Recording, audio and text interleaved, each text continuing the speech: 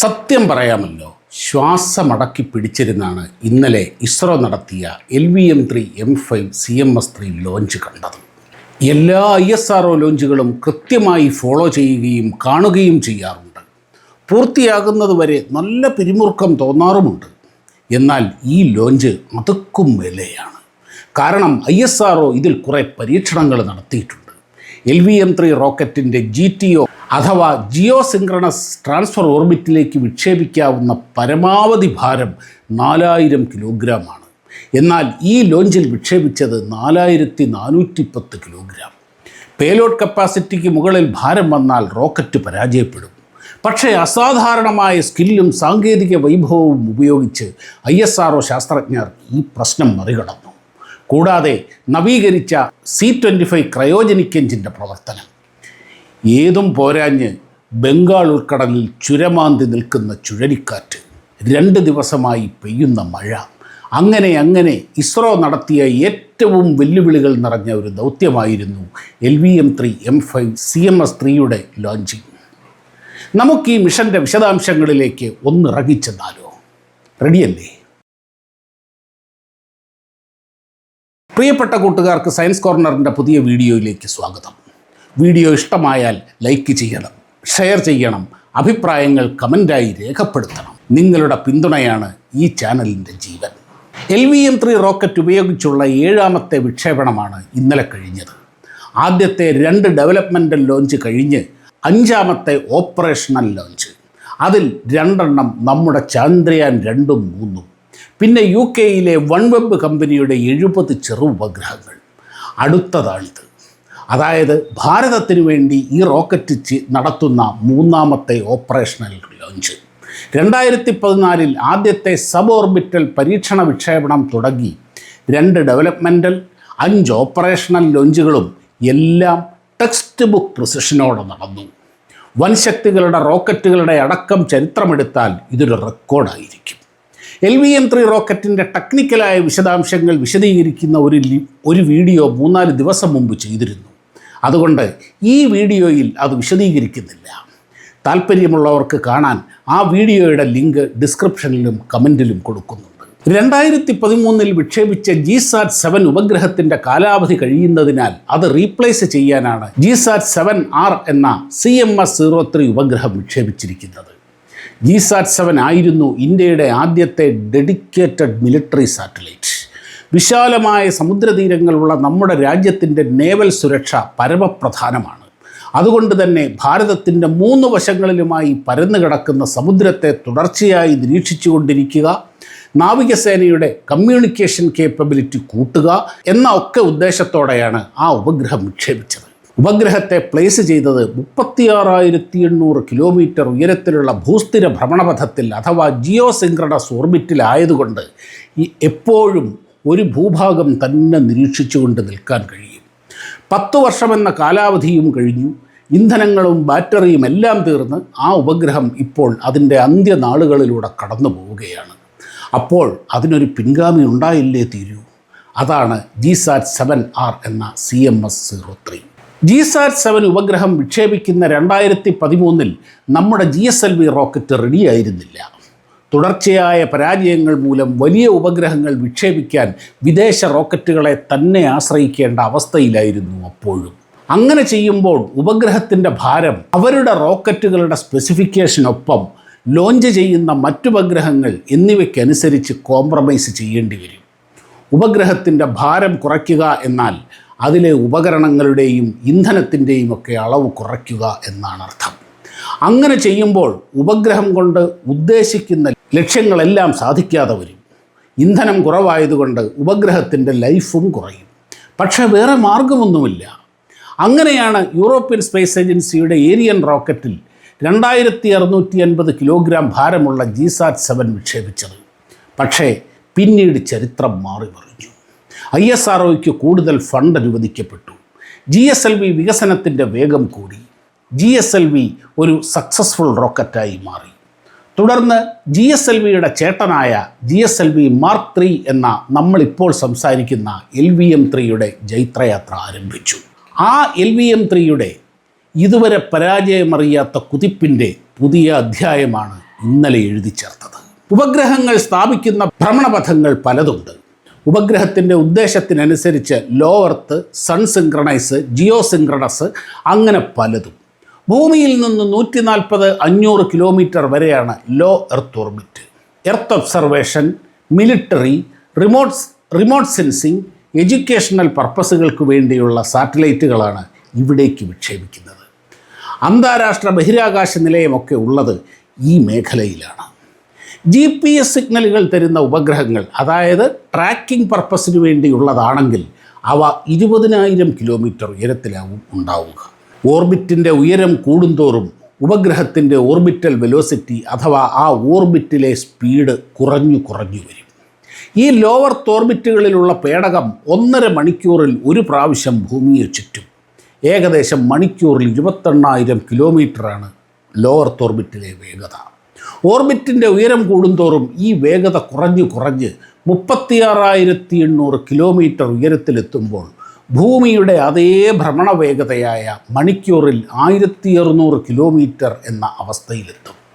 അതായത് ആ ഓർബിറ്റിൽ പ്ലേസ് ചെയ്തിരിക്കുന്ന പേടകം എപ്പോഴും ഭൂമിയുടെ ഒരു പ്രദേശത്തേക്ക് മാത്രം നോക്കി നിൽക്കും.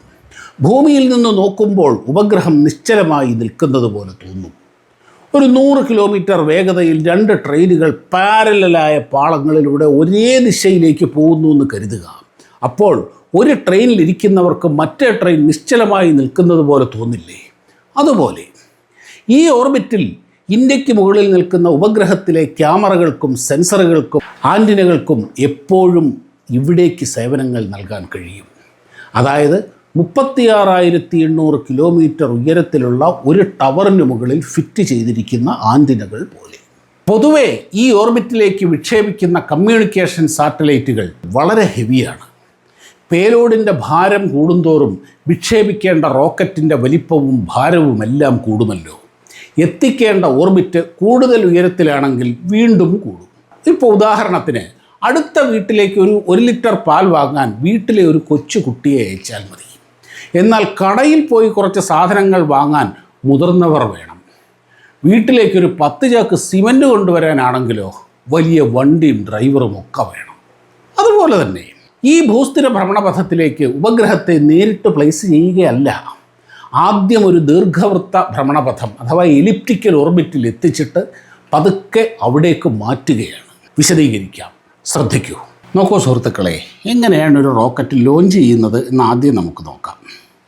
ഇപ്പം ഈ ഭൂമിയിൽ നിന്ന് ഒരു റോക്കറ്റ് ലോഞ്ച് ചെയ്ത് കഴിഞ്ഞാൽ അതിങ്ങനെ ചരിച്ച് ഒരു ഓർബിറ്റിലേക്ക് എത്തിക്കുകയാണ് ചെയ്യുക. ഈ ഓർബിറ്റ് എന്ന് പറയുന്നത് ഒരു പെർഫെക്റ്റ് സർക്കിളല്ല, അതെപ്പോഴും ഒരു ദീർഘവൃത്തമായിരിക്കും അഥവാ എലിപ്റ്റിക്കൽ ഓർബിറ്റിലേക്കായിരിക്കും.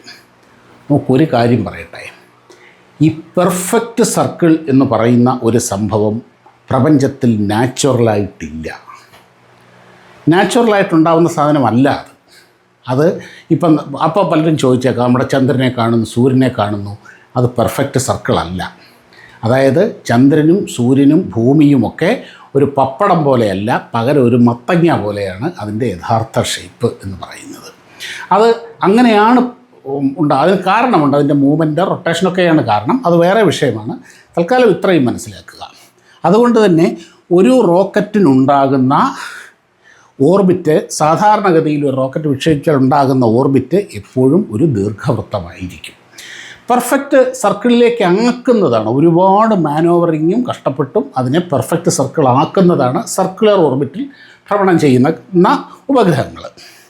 അപ്പം ഇതാണ് ഒരു ഓർബിറ്റ്, ദീർഘവൃത്തമാണത്. ഈ ദീർഘവൃത്ത ഓർബിറ്റിന് ഒരു പ്രത്യേകതയുണ്ട്. ഇതിന് 2 ഭൂമിയിൽ നിന്ന് ഏറ്റവും കുറഞ്ഞ ദൂരമുണ്ട്, ഏറ്റവും കൂടിയ ഒരു ദൂരവുമുണ്ട്. ഈ കുറഞ്ഞ ദൂരത്തിന് പറയുന്ന പേര് പെരിജി എന്നാണ്. പെരിജി. ഏറ്റവും കൂടിയ ദൂരത്തിന് അപ്പോജി എന്നും പറയും. ഇങ്ങനെയാണ് ഒരു റോക്കറ്റിൻ്റെ ലോഞ്ച്. അതായത് ഒരു ലോഞ്ച് ചെയ്ത് കഴിഞ്ഞാൽ ഒരു ഉപഗ്രഹം സാധാരണഗതിയിൽ ഭൂമിയെ ചുറ്റുന്നത് ഇങ്ങനെയാണ്. ഇനി ജിയോ സിൻക്രണസ് ഓർബിറ്റിൻ്റെ കാര്യം നോക്കൂ. ഇത് ഭൂമിയിൽ നിന്ന് ഇത് ലോഞ്ച് ചെയ്ത് ഇത് അതൊരു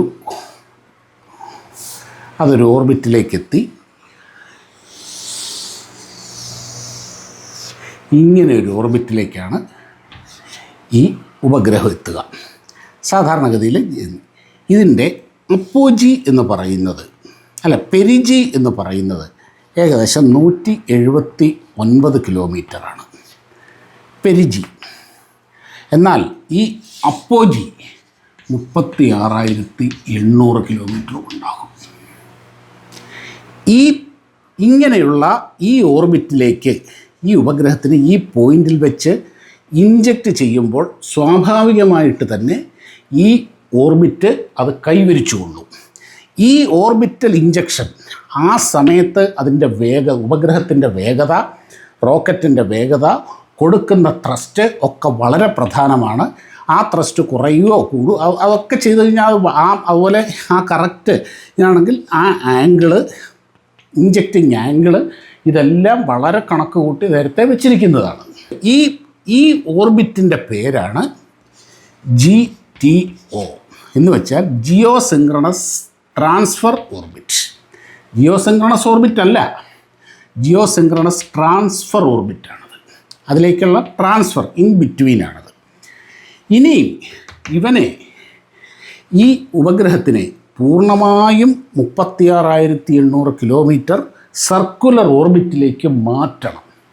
അതിന് കുറച്ച് മാനോവറിങ്, കുറച്ച് അഭ്യാസങ്ങൾ അവിടെ കാണിക്കാനുണ്ട്. അത് എങ്ങനെയെന്ന് പറയാം.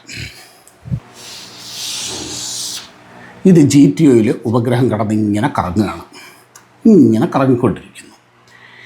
ഇവിടെ ഈ ഉപഗ്രഹത്തിൽ, നമ്മുടെയൊക്കെ ഈ ഉപഗ്രഹത്തിൽ ഒരു എൻജിനുണ്ട്, ലാം എൻജിൻ എന്നാണ് അതിൻ്റെ പേര്. ലാം എൻജിൻ എന്ന് വെച്ച് കഴിഞ്ഞാൽ ലിക്വിഡ് അപ്പോജി മോട്ടോർ, ലിക്വിഡ് അപ്പോജി മോട്ടോർ എന്നാണ് അതിൻ്റെ പേര്. ഇതൊരു റോക്കറ്റ് എൻജിൻ തന്നെയാണ്. ഈ ഉപഗ്രഹം കറങ്ങിത്തിരിഞ്ഞ് ഈ അപ്പോജിയിലെത്തുമ്പോൾ എന്താ ചെയ്യാന്ന് വെച്ച് കഴിഞ്ഞാൽ ആ ലാം എൻജിന് ഒന്ന് ബേൺ ചെയ്യും, ഒന്ന് കത്തിക്കും, ഒരു 2-3 മിനിറ്റ് നേരത്തേക്ക്. അപ്പോൾ എന്ത് പറ്റുമെന്ന് പറഞ്ഞാൽ ഇത് ഇങ്ങോട്ട് വരാതെ ഇതിൻ്റെ ഭ്രമണപഥം ഇങ്ങനെ കൂടും, വീണ്ടും എടുത്തും. അതായത് ഈ പെരിജി 179 കിലോമീറ്ററിൽ നിന്ന് ഒരു 300 കിലോമീറ്ററായിട്ട് കൂടും. അങ്ങനെ കറങ്ങിത്തിരിഞ്ഞ് ഇവിടെ എത്തുമ്പം ഇത് വീണ്ടും വർക്ക് ചെയ്യിക്കും ഈ പോയിന്റിൽ വെച്ച്. അപ്പോൾ ഈ പെരിജി പിന്നെയും കൂടും. അങ്ങനെ ഒന്നുകൂടെ ചെയ്യും.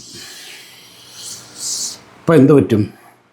ഈ അപ്പോജിയും ഈ പെരിജിയും ഒന്ന് തന്നെ ഈ 36,800 കിലോമീറ്റർ ആയി മാറുമ്പോൾ ഈ ഭൂമിയിൽ നിന്ന് എല്ലാ ഭാഗത്തേക്കും ഈ ഉപഗ്രഹത്തിൻ്റെ ദൂരം ഒന്ന് തന്നെയായിരിക്കും. അപ്പോജിയും പെരിജിയും ഒന്നായി മാറും. ഇത് ചെയ്യാൻ പല തവണയായിട്ട് ഈ ലാം എൻജിൻ ഈ പോയിന്റിൽ വെച്ച് ബേൺ ചെയ്യണം. ബേൺ ചെയ്ത് ആ കിട്ടുന്ന ശക്തിയിൽ ഇതിൻ്റെ ഓർബിറ്റ് ഇങ്ങനെ മാറിക്കൊണ്ടിരിക്കും. ഓർബിറ്റ് റൈസിങ് മാനോവർ എന്നാണ് ഇതിന് പറയുക. ഇങ്ങനെ പല ദിവസങ്ങളിലായി, ഏകദേശം ഒരാഴ്ച സമയമെടുത്ത് പല പ്രാവശ്യമായി ഈ എൻജിൻ ബേൺ ചെയ്ത് പല കുട്ടിക്കരണം മറിഞ്ഞാണ് ഈ ഉപഗ്രഹം അവസാനം ഫൈനൽ ഒരു പോയിന്റിലേക്ക് പ്ലേസ് ചെയ്യുക. അങ്ങനെയാണ് ഇത് ഒരു സ്ഥിരമായി ഭൂസ്ഥിര ഉപഗ്രഹമായി മാറുന്നത്. ഇതാണ് ഭൂസ്ഥിര ഭ്രമണപഥം. ഇത് ക്ലിയർ ആയിട്ടുണ്ടാകും എന്ന് കരുതുന്നു. ഇപ്പോൾ എങ്ങനെയാണ് ഒരു ജിയോ സിങ്ക്രണസ് ഓർബിറ്റിലേക്ക് ഉപഗ്രഹം എത്തുന്നത് എന്ന് മനസ്സിലായല്ലോ. നമ്മുടെ LVM-3യുടെ ഇപ്പറഞ്ഞ GTOയിലേക്കുള്ള പരമാവധി പേലോഡ് ഭാരം 4000 കിലോഗ്രാമാണ്. ഇതിനേക്കാൾ 10 കിലോ കൂടിയാൽ പോലും റോക്കറ്റ് പരാജയപ്പെടും.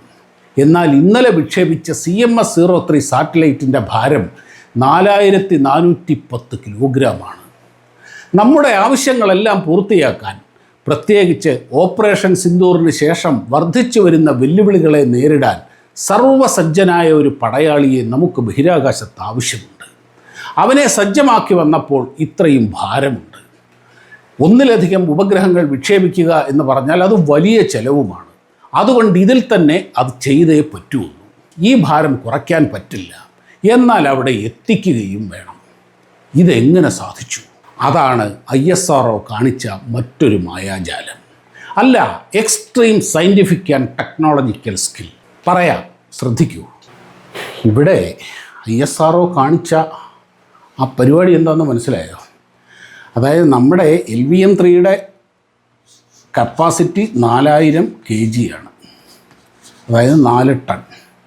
എന്നാൽ ഈ ഉപഗ്രഹത്തിൻ്റെ ഭാരം 4410 kg. ഇതെങ്ങനെ ചെയ്തു? അവിടെയാണ് ഞാൻ കാണിച്ചു തരാം. അതായത് ഉപഗ്രഹം ലോഞ്ച് ചെയ്തു.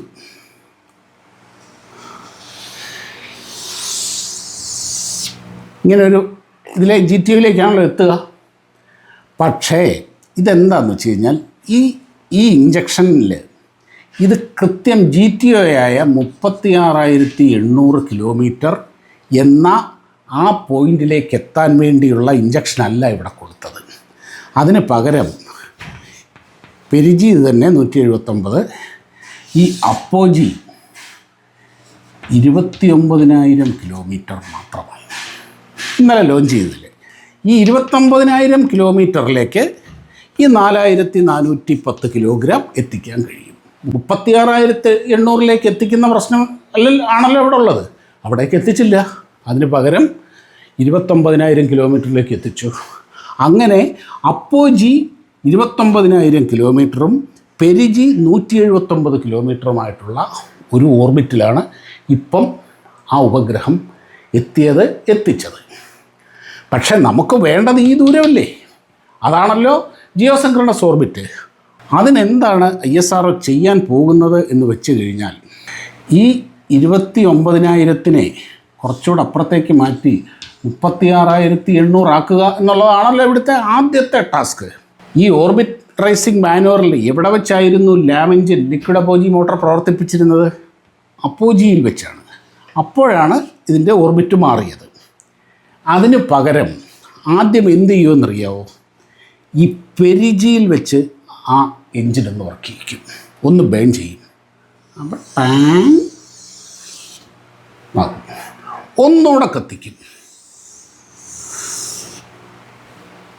ആളെവിടെ എത്തിയില്ലേ? പെരിജി 36,800 കിലോമീറ്റർ ആയില്ലേ? അപ്പോജി അങ്ങനെ അവിടെ നിൽക്കുകയും ചെയ്യും. നമ്മുടെ കാര്യം നടന്നു. ഇനിയും ഈ അപ്പോജിയിൽ നിന്ന് ഇവിടെ നിന്ന് ബേൺ ചെയ്യും, വീണ്ടും ചെയ്യും. അപ്പം നോക്കൂ, ഒന്നുകൂടെ ചെയ്യും. എത്ര ആവും? ഇത് രണ്ടും അപ്പോജിയും പെരിജിയും ഒന്നായി മാറും. എങ്ങനെയുണ്ട്? അതായത് നമ്മുടെ റോക്കറ്റിന് ആ കപ്പാസിറ്റി ഇല്ല, പക്ഷേ അവനെ കൊണ്ട് വയ്യാത്ത പണി നമ്മൾ ചെയ്യിക്കും. തുമ്പിയെ കൊണ്ട് കല്ലെടുപ്പിക്കുക എന്ന് വിചാരിച്ചോളൂ. അതായത് നമ്മുടെ അപര്യാപ്തതകളെ, നമ്മുടെ ഡ്രോബാക്കുകളെ ഇവിടെ ഒരു ശക്തിയാക്കി മാറ്റുകയാണ് ചെയ്യുന്നത്. ഇതിനു വേണ്ടിയിട്ട് പുതിയ ടെക്നോളജികൾ ഡെവലപ്പ് ചെയ്യുന്നു, പുതിയ പരീക്ഷണങ്ങൾ നടത്തുന്നു. അതൊക്കെ പുതിയൊരു അനുഭവമായി മാറുന്നു. എന്താ അല്ലേ? ഇപ്പോൾ മനസ്സിലായില്ലേ എങ്ങനെയാണ് നമ്മുടെ ശാസ്ത്രജ്ഞന്മാർ ഈ കപ്പാസിറ്റിക്ക് മുകളിൽ ഭാരമുള്ള CMS-03 ഉപഗ്രഹത്തെ GTOയിൽ എത്തിച്ചത് എന്ന്? ഇനി അടുത്ത ഒരാഴ്ചയിൽ ലാം എഞ്ചിൻ പല പ്രാവശ്യം പ്രവർത്തിപ്പിച്ച് ഇവനെ ഭൂസ്ഥിര ഭ്രമണപഥത്തിൽ ഉറപ്പിക്കും. അതിനുശേഷമേ അവൻ്റെ ആൻറ്റിനകളും ക്യാമറകളും എല്ലാം ഓൺ ചെയ്യുകയുള്ളൂ. സാധാരണഗതിയിൽ ലോഞ്ചിൻ്റെ അവസാനം സാറ്റലൈറ്റ് വേർപെടുന്നത് റോക്കറ്റിൻ്റെ ഓൺബോർഡ് ക്യാമറയിൽ നിന്നുള്ള റിയൽ ടൈം വീഡിയോ വഴി കാണിക്കാറുണ്ട്. എന്നാൽ ഇതൊരു മിലിറ്ററി സാറ്റലൈറ്റാണ്. അതുകൊണ്ട് തന്നെ സെപ്പറേഷൻ വീഡിയോ എന്നല്ല, ആ സാറ്റലൈറ്റിൽ എന്തൊക്കെയുണ്ടെന്നും എന്തൊക്കെയാണ് ചെയ്യാൻ പോകുന്നതെന്നും അതീവ രഹസ്യമാക്കി വെച്ചിരിക്കുകയാണ്. എന്തായാലും ആർക്കും അറിയാത്ത എന്തൊക്കെയോ ടെക്നോളജിക്കൽ വിസ്മയങ്ങൾ CMS-03-യിലുണ്ട്. അവൻ ഇനി അടുത്ത 15 വർഷം ഇമചിമ്മാതെ ഭാരതത്തിൻ്റെ കരയെയും കടലിനെയും സംരക്ഷിച്ചുകൊള്ളും. നോക്കൂ, ഇതുമാത്രമല്ല ഈ വിക്ഷേപണത്തിൻ്റെ പ്രത്യേകത. റോക്കറ്റിൻ്റെ 3ാം ഘട്ടത്തിലാണ് വിഖ്യാതമായ C-25 ക്രയോജനിക് സ്റ്റേജ് ഉള്ളത്. നമ്മുടെ ശാസ്ത്രജ്ഞർ വികസിപ്പിച്ച 200 കിലോന്യൂട്ടൺ ത്രസ്റ്റ് തുടർച്ചയായി 14 മിനിറ്റ് നൽകുന്ന കരുത്തേറിയ CE-20 ക്രയോജനിക് എഞ്ചിനാണ് ഇവിടെ ഉപയോഗിക്കുന്നത്. ഈ സ്റ്റേജാണ് ഉപഗ്രഹത്തെ ഇൻറ്റൻഡഡ് ഓർബിറ്റിലേക്ക് ഇഞ്ചക്റ്റ് ചെയ്യുന്നത്. ഈ വിക്ഷേപണത്തിൽ ഈ എൻജിൻ ഇടയ്ക്ക് ഓഫ് ചെയ്ത് വീണ്ടും റീഇഗ്നേറ്റ് ചെയ്തു. റോക്കറ്റ് എൻജിൻ്റെ റീഇഗ്നേഷൻ വളരെ കോംപ്ലിക്കേറ്റഡായ പ്രോസസ്സാണ്. എൻജിൻ ഓഫ് ചെയ്ത് കൃത്യസമയത്ത് ഓണായില്ലെങ്കിൽ കഷ്ടപ്പെട്ടുണ്ടാക്കിയ ഉപഗ്രഹം തലയും കുത്തി വീഴും. അത്ര വലിയ റിസ്ക്കാണിത്. ഉദാഹരണത്തിന് ഒരു ബസ്സിലെ യാത്രക്കാരെ വിവിധ സ്റ്റോപ്പുകളിൽ ഇറക്കുന്നത് പോലെ നാളെ ഒന്നിലധികം ഉപഗ്രഹങ്ങളെ വിവിധ ഓർബിറ്റുകളിൽ പ്ലേസ് ചെയ്യാൻ ഈ ടെക്നോളജി അനിവാര്യമാണ്. അപ്പോൾ ഒരു വിക്ഷേപണത്തിൽ പല ഉപഗ്രഹങ്ങൾ പല ദൗത്യങ്ങൾക്കായി പല ഓർബിറ്റുകളിലേക്ക് ഇഞ്ചക്റ്റ് ചെയ്യാൻ സാധിക്കും. ഒരാളെ ഒരു സ്റ്റോപ്പിൽ ഇറക്കണമെങ്കിൽ ബസ് സ്ലോ ചെയ്ത് നിർത്തി പിന്നെ വീണ്ടും എടുക്കണമല്ലോ. ബസ്സിൻ്റെ കാര്യത്തിൽ ഇത് വളരെ നിസ്സാരമാണ്. എന്നാൽ ഒരു റോക്കറ്റിൻ്റെ കാര്യത്തിലാകുമ്പോൾ കളി മാറും. വളരെ കോംപ്ലിക്കേറ്റഡാണത്. അങ്ങനെ ഇന്നലെ വിജയകരമായി പൂർത്തിയാക്കിയ LVM-3 M5 CMS-03 ലോഞ്ച് ഒരു സാധാരണ റോക്കറ്റ് ലോഞ്ചിനേക്കാൾ ഒരുപാട് മാനങ്ങളുള്ള, ഭാവിയിലേക്ക് മുതൽക്കൂട്ടാകുന്ന ആയിരക്കണക്കിന് ഡേറ്റ ലഭിച്ച വലിയ ഒരു നാഴികക്കല്ലാണ്. ആ ആഹ്ലാദവും ആത്മവിശ്വാസവുമാണ് ലോഞ്ചിന് ശേഷം ISRO ശാസ്ത്രജ്ഞന്മാരുടെ മുഖത്ത് തിളങ്ങിക്കണ്ടത്. ഈ സാമ്പത്തിക വർഷം, അതായത് 2026 മാർച്ചിന് മുൻപ് എന്ന് വെച്ചാൽ 5 മാസത്തിനകം 7 ലോഞ്ചുകളാണ് ISRO നടത്താൻ പോകുന്നത്. ഏറ്റവും ഭാരമേറിയ സാറ്റലൈറ്റുകളിൽ ഒന്നായ അമേരിക്കയുടെ ബ്ലൂബേർഡ്, ഗഗൻയാൻ്റെ ആളില്ലാ മിഷൻ, അങ്ങനെ 2 LVM-3 ലോഞ്ചുകൾ, ഒരു GSLV ലോഞ്ച്, 3 PSLV ലോഞ്ചുകൾ, ഒരു SSLV ലോഞ്ച്, അങ്ങനെ 7 എണ്ണം. മാസത്തിൽ ഒന്നിലധികം ലോഞ്ച്. കുറച്ച് വർഷങ്ങൾക്ക് പിന്നിലേക്ക് ഒന്ന് ഓർത്തു നോക്കൂ. വർഷത്തിൽ 1 അല്ലെങ്കിൽ 2 ലോഞ്ചുകൾ മാത്രമായിരുന്നു ISROയ്ക്ക് ചെയ്യാൻ കഴിഞ്ഞിരുന്നത്.